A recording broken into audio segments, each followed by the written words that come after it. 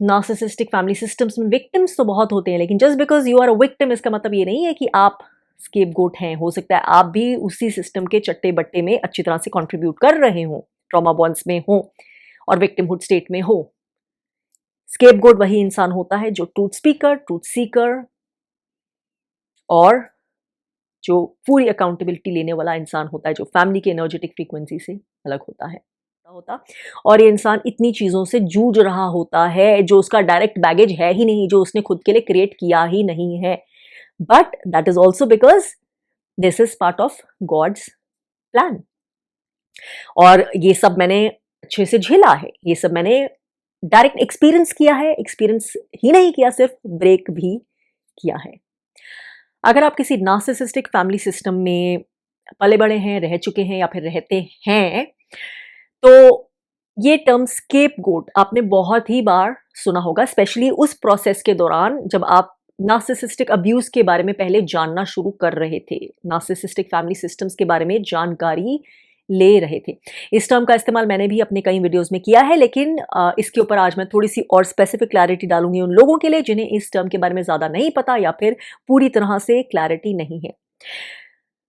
Narcissistic family system में ये term scapegoat किसके लिए इस्तेमाल होता है इसके बारे में मैं बात करूंगी, लेकिन उससे पहले समझना ये जरूरी है कि नार्सिसिस्टिक फैमिली सिस्टम्स का मतलब ये नहीं है कि इस सिस्टम में सारा ही परिवार नार्सिसिस्ट है आपको छोड़ के, यानी कि सारे के सारे लोग पैथोलॉजिकल नार्सिसिस्ट हैं।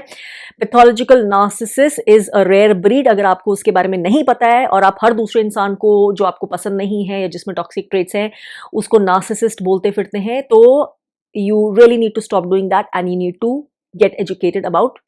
Pathological narcissism. क्योंकि एक्चुअली होता क्या है, क्योंकि जैसे कि मैं हमेशा बोलती हूँ, अगर आप जो सबको गिनती में नार्सिसिस्ट बोल देंगे तो एक्चुअल जो नार्सिसिस्ट है वो बचकर निकल जाएगा, उसके बारे में लोगों को एजुकेशन नहीं होगी। तो इससे रिलेटेड मेरे एग्जैक्ट वीडियोस आप प्लेलिस्ट में चेकआउट कर सकते हैं, स्पेशली नार्सिसिज्म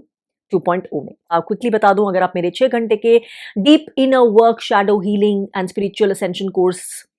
जो कि यूडेमी में उसमें इंटरेस्टेड है, उसका लिंक वीडियो डिस्क्रिप्शन में हमेशा दिया होता है। अगर आप चैनल मेंबरशिप में इंटरेस्टेड हैं, उसका लिंक भी वीडियो डिस्क्रिप्शन में दिया होता है। आप पढ़ते हैं आगे और बात करते हैं कि कौन होता है एक्चुअली स्केप गोट। तो स्केप गोट उस इंसान के लिए शब्द यूज होता है जो कि बहुत यूजफुल होता है इस फैमिली सिस्टम के लिए। एक तरह से सारा भार ये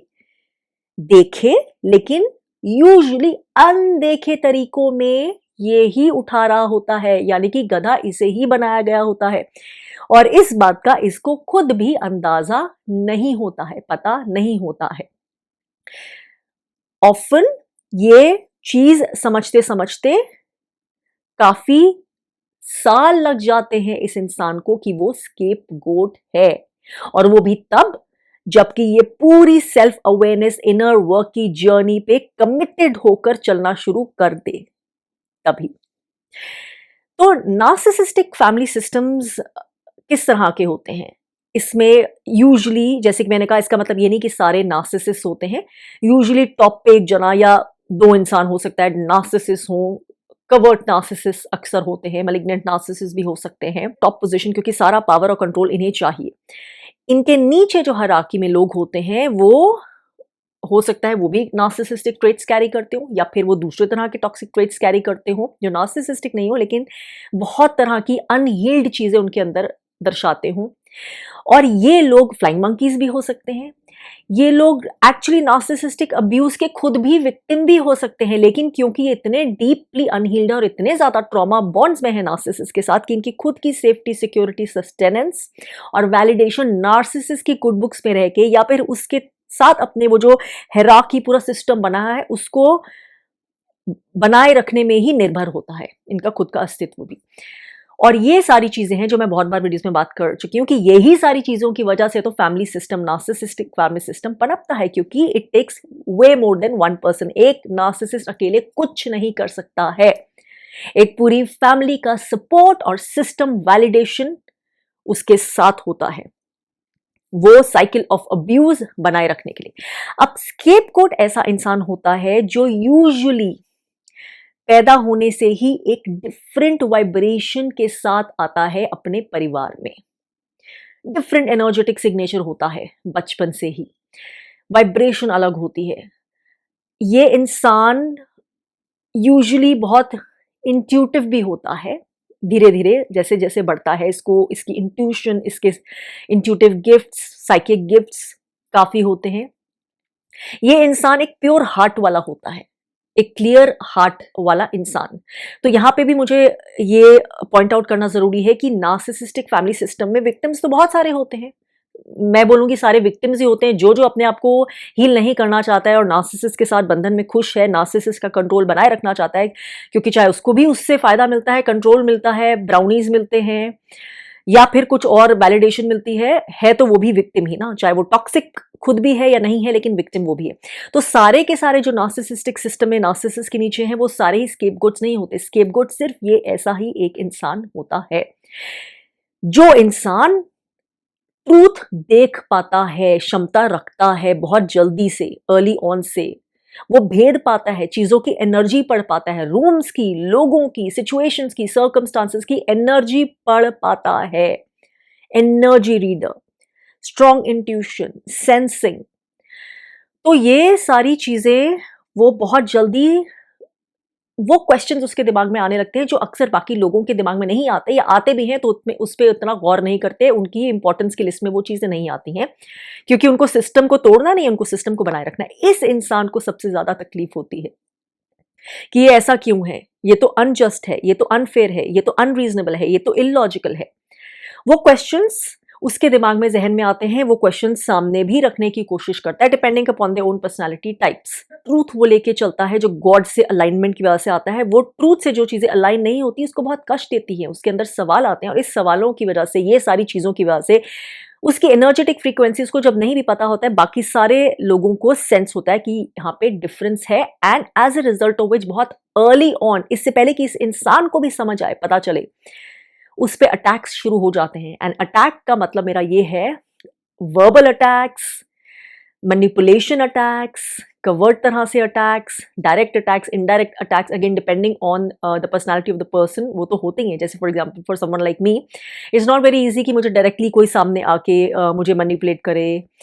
या मुझे कंट्रोल करने की कोशिश करे, बिकॉज मेरे जैसी पर्सनालिटी के साथ वो वर्क नहीं करेगा। तो मेरे साथ इनडायरेक्ट ये गैस लाइटिंग, मैनिपुलेशन,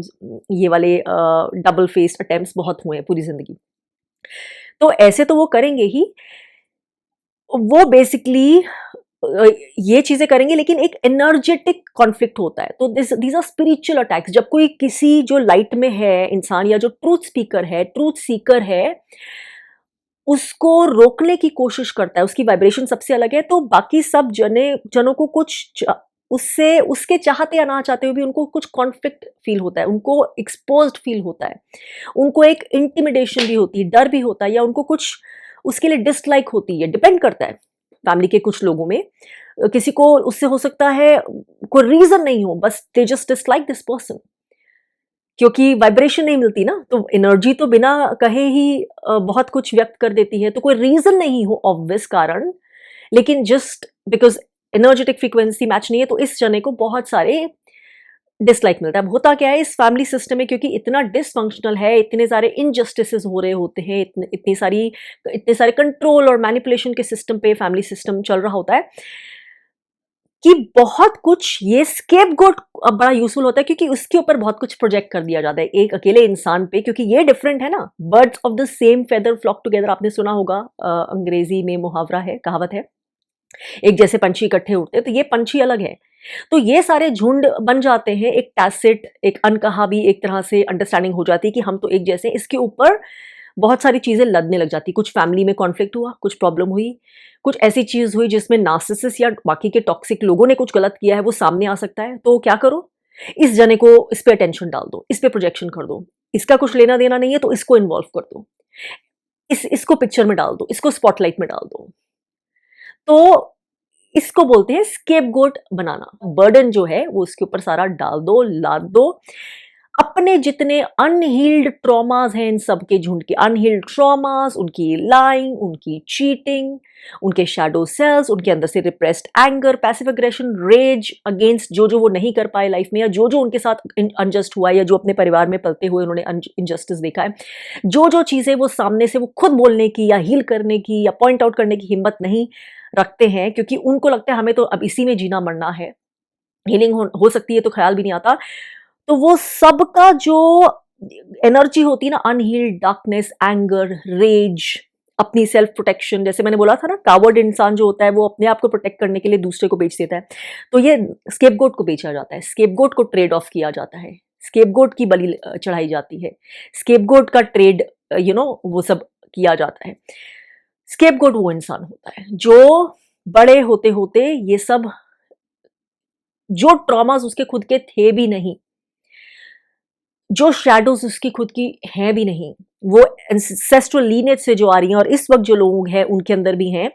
उसका भार बेसिकली उसके ऊपर प्रोजेक्ट किया होता है, ढेर सारी चीजें उसके ऊपर प्रोजेक्ट की होती है, और उसकी एनर्जी सिस्टम में इतना एक्स्ट्रा ये बैगेज होता है, ये डेंस अनहील्ड एनर्जी का, उसको खुद भी नहीं पता होता। तो क्या पर्पस होता है? पर्पस ये होता है कि स्केपगोट इज द वन जो सबसे ज्यादा कंपैशन रखता है, सबसे ज्यादा एम्पैथी रखता है, सबसे ज्यादा जिसको इनजस्टिस नजर आता है, सबसे ज्यादा जिसको तकलीफ होती है, सबसे ज्यादा जो बोल भी देता है गलत चीजों के लिए, सबसे ज्यादा जो बुरा बनता है उन चीजों के लिए जो सच में करनी चाहिए थी, बोलनी चाहिए थी, और उन चीजों के लिए जो उसमें उसका इन्वॉल्वमेंट भी नहीं था। तो ऐसे नहीं तो वैसे स्पॉटलाइट, नेगेटिव स्पॉटलाइट में उसी को डाला जाता है, उसकी इंटेंशंस जो प्योर हैं, जो उसकी एक्चुअल ट्रूथ है, उसको समझा नहीं जाता, बट गैसलाइटिंग की जाती है। For example, if the scapegoat has a lot of empathy, और ऑब्वियसली बहुत सेंसिटिव एनर्जी वाले ही लोग बहुत एम्पैथी, कंपैशन और ट्रूथ सीकर्स और स्पीकर्स होते हैं, तो उसको बस ये सारे पॉइंट्स बुला दिए जाएंगे, बस बोला जाएगा कि ये इंसान तो बहुत सेंसिटिव है, अरे ये तो बहुत ऑफेंस ले लेता है, या ये तो बहुत ज्यादा डोमिनेटिंग है। And there is a difference dominating होने में या खुद को डोमिनेट होने से रोकने के लिए, कोई और डोमिनेट करे उससे रोकने के लिए, देयर इज अ डिफरेंस। तो वर्ड्स को बड़े आराम से ट्विस्ट किया जाता है वो लेबल्स बनाने के लिए, इस इंसान के लिए ट्रूथ को आराम से साइडलाइन किया जाता है, तो एक नैरेटिव वर्ड्स के थ्रू भी बिल्ड किया जाता है। तो ये चीजें और बाकी बहुत तरह की चीजें स्केपगोट झेलता है, सारा ये बर्डन फैमिली का, एक अनहील्ड फैमिली का, जैसे कि हर जो फैमिली का मर्ज है उसका रीजन ये है, नहीं है तो उस पर डाल दो। उससे क्या होता है कि बाकी सारे लोग बचते जाते हैं, जहां पे स्पॉटलाइट्स पड़नी चाहिए, जहां पे कचरा है, जहां पे डार्कनेस है, जहां पे टॉक्सिसिटी है, जहां पे डिमोनिक इविल है, उन सब चीजों पे लाइट पड़ती ही नहीं है, क्योंकि वहां नहीं पड़ सकती ना, वो तो चलना चाहिए, आराम से चलता रहे स्मूथली, यही तो पर्पस है। ये सब चीजें डीएनए के अंदर इनबिल्ट होती है,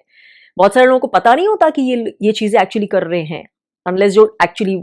टॉप नार्सिसिस्ट हैं या डीपली टॉक्सिक मैनिपुलेटिव। बहुत सारे लोग तो ट्रॉमा बॉन्ड्स में ये सब करते हैं, उन्हें पता भी नहीं होता कि हम कितने इविल टॉक्सिक हरकतें कर रहे हैं। उनको लगता है उनकी कोई अकाउंटेबिलिटी नहीं है, बट अकाउंटेबिलिटी डिवाइन टाइमिंग में पूरी तरह से होती है, और ये अकाउंटेबिलिटी ऑफन होती है स्केपगोट के थ्रू, जब स्केपगोट राइज कर जाता है, क्योंकि यही राइज करना स्केपगोट का पर्पस है ultimately. Through that intense inner work, shadow healing, inner healing, inner child healing, through that intense awakening and awakening and awakening, spiritual ascension, scapegoat सही रास्ते पे तो वो राइज कर जाता है एंड सब कुछ क्लियरली नजर आता है। फिर ये फैमिली सिस्टम्स के कंट्रोल और डोमिनेशन और मैनिपुलेशन, उसको ये ब्रह्मजाल जो होता है ना, यूं दिखने लग जाती है। एंड देन पहले भी जो इसको कंट्रोल करना डिफिकल्ट था, इतना आसान नहीं था, इसीलिए तो ये फैमिली इतना झुंड में उसके अगेंस्ट होती है, ताकि ये कहीं सिस्टम को तोड़ने में कामयाब नहीं हो। इसको ब्रेड क्रम्बिंग करके रखो, इसको लव से स्टाफ करो, ये सारी चीजें मैनिपुलेशंस करो, या इसकी एम्पैथी का फायदा उठाओ, सामने कुछ दिखाओ पीछे से कुछ हो, डिपेंडिंग ऑन उसकी पर्सनैलिटी कैसे, जैसे मैंने कहा उस हिसाब से यूज करो। लेकिन अब तो जब पूरा खड़ा हो गया तो अब पूरा सिस्टम टूट पड़ता है, और मैंने ये सारी चीजें बहुत अपने पर्सनल एक्सपीरियंस के थ्रू शेयर की है। लेकिन स्केपगोट जब खड़े हो जाए ना, उसको कोई नहीं रोक पाता है, क्योंकि ये इंटेलेक्चुअल पावर नहीं है, ये डिवाइन ग्रोथ है, और जिसके साथ डिविनिटी हो, जो डिविनिटी का पर्पस पूरा कर रहा हो, उसको कौन सी चीज रोक सकती है दुनिया में। और अगर आप में से कोई भी जो ये सुन रहा है वो एक्चुअल ये स्केपगोट है तो आपका यही पर्पस है, आपको ट्रॉमा बॉन्ड्स को तोड़कर, अगर आप ट्रॉमा बॉन्ड्स में हैं, खड़े होना ही होगा, भ्रमजाल के थ्रू देखना ही होगा, अपनी एनर्जी, अपनी एम्पैथी को क्लेम बैक करना होगा, अपनी पावर को क्लेम बैक पूरी तरह से करना होगा, अगर अभी थोड़ी सी भी छोड़ी हुई है तो। और तभी ये फैमिली सिस्टम्स में एक्चुअल अकाउंटेबिलिटी डिवाइन के थ्रू फ्लो करेगी। जहां तक अभी तक जनरेशन से पर्दे डले हुए थे, तभी नार्सिसिस्ट अपनी अकाउंटेबिलिटी पे आएगा, और वो आना डिवाइन का काम है, आपका काम नहीं है। आपका काम सिर्फ अपनी पावर वापस लेना है। The scapegoat carries the heavy burden of the family for many many years. बहुत कोशिश करता है वो लोगों को हील करने की, रेस्क्यू करने की, फिक्स करने की, चीजें ठीक करने की, ट्रूथ में लाने की, अलाइनमेंट में लाने की, क्योंकि वो उसकी ट्रू नेचर वही होती है जिसके लिए वो समझा नहीं जाता कभी। सब लोग अपनी अपनी प्रोजेक्शंस डार्कनेस की उस पर कर रहे होते हैं, उसकी इंटेंशंस को ट्विस्ट कर रहे होते हैं। लेकिन जिस दिन स्केपगोट जान जाता है कि उसका पर्पस खुद को ही हील करना था, खुद को ही रेस्क्यू करना था और किसी को नहीं, ये लर्निंग जिस दिन पक जाती है, nothing can stop the scapegoat from rising and shining out in God's purpose for them. उस दिन नार्सिसिस्टिक फैमिली का कोई कंट्रोल स्केपगोट पे नहीं रह पाता है। चीजें साफ होने लग जाती हैं, उन्हें भी जिन्हें दिखता नहीं था, और उन्हें भी जो खुद से ही सब कुछ छुपाते आ रहे थे। जिसकी अकाउंटेबिलिटी, जिसका बर्डन, उसी के पास वापस जाता है, सूनर और लेटर, क्योंकि स्केपगोट ने वो सारा भार छोड़ दिया है जो उसका कभी था ही नहीं। उसमें से सिर्फ अपनी ट्रूथ, अपनी पावर, अपनी हीलिंग जो वो करने आया था, वो एक्सट्रैक्ट कर ली है पूरी तरह से। और यही पर्पस था उसका for this narcissistic family system, and also for the lineage, for the ancestors, क्योंकि स्केपगोट ऑफन एंसेस्ट्रल कर्स ब्रेकर भी होता है।